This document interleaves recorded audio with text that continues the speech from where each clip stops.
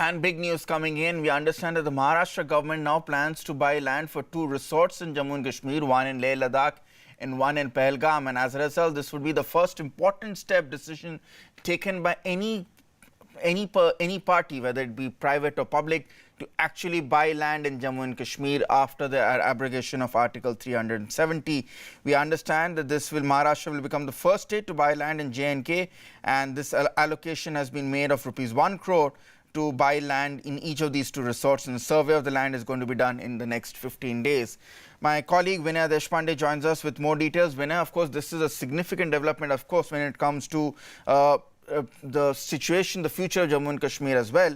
But for now, tell us at least what is the reason behind the Maharashtra government looking to buy land in Jammu and Kashmir? Well, the Maharashtra government has consistently maintained that the abrogation of Articles 370 and 35A is an extremely important step in mainstreaming Jammu and Kashmir, and that this particular step will help in the economic prosperity of that region. Considering the fact that the MTDC has been a successful commercial operation by the state government, and the MTDC has opened and successfully run several resorts in the state, the Maharashtra tourism minister has now come out with this proposal. The proposal was discussed in the cabinet and was even approved, is what Cabinet Minister Jaikumar Rawal has told reporters today. He has said that an allocation of ₹1 crore each has been made for both these resorts, one in Leh Ladakh, one in Jammu in Pahalgam, and this has been particularly made in the view of the fact that this is going to help the tourists that go to not just for the Amarnath Yatra but also for the Vaishno Devi Yatra.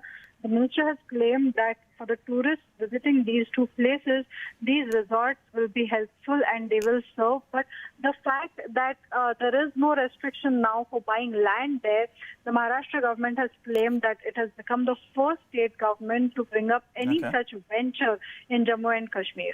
All right, Vinay, stay on with us for more details. Let's also go across to our political affairs editor, Maria Shakil, who's joining me. Maria, the significance of this cannot be undermined. The Maharashtra government now enters the record books. It's going to be the first state government, or at least the first entity to try and buy land in Jammu and Kashmir in India's history.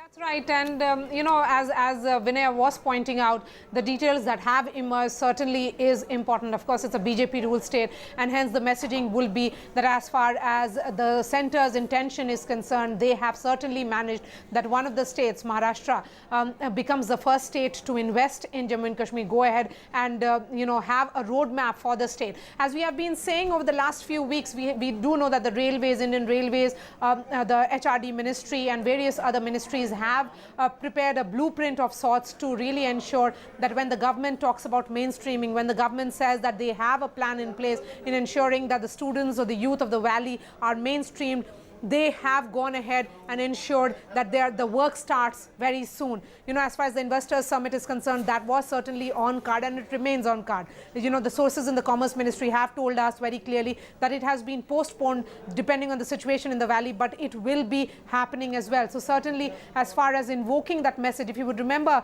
Ritanshu, be it the Home Minister's speech in the Lok Sabha and the Rajya Sabha, which was centered purely around economics, and even the speech of the Prime Minister when he addressed the nation, it was said that the reason why abrogation of Article 370 was being done was because the BJP and the centre feels that there is a need for ensuring greater investment in the valley, for ensuring that the students of the valley are mainstream, they get a say at better education facilities, better infrastructure on those lines.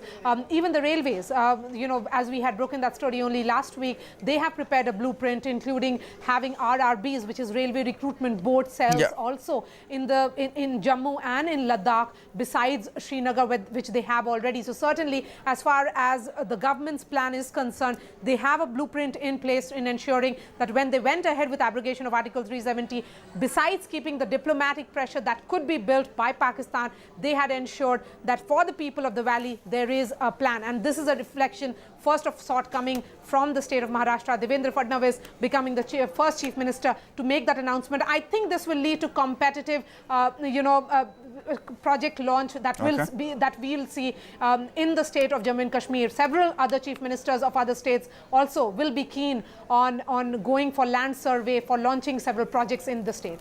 Now, this is a question I need both of you to weigh in on this, both Vinay and Maria as well. Vinay, I'll come to you first.